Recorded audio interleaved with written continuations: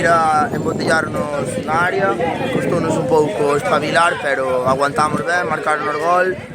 no descanso a tope, e na segunda parte demos a volta un pouco. Ao final, non saber como son eles, claro, tocounos durante o partido un pouco facer ese exercicio de irnos amoldando a eles, e sí que é certo que na primeira parte sufrimos bastante. Sorprenderos un pouquinho co planteamento de partido que tiñan, non contábamos iso que iban facer,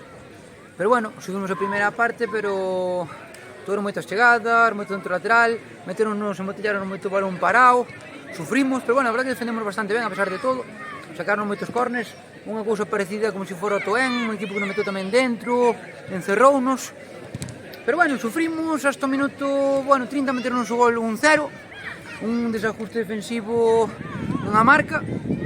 e despois, fomos ao descanso, demos aguantado, achucharon, demos ao descanso, ajustamos un poquinho, cambiamos o sistema, intentamos ter un poquinho máis o balón, que nos deixaban,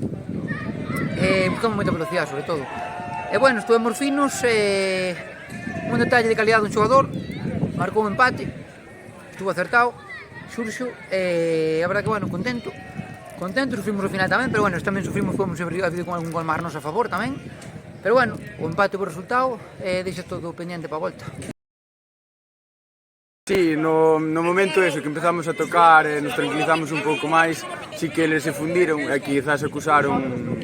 ese esforzo que fixaron na primeira parte. Chegamos vivos, que era o que queríamos, e agora na Moreira vimos con todo. Sí, creo que sí, porque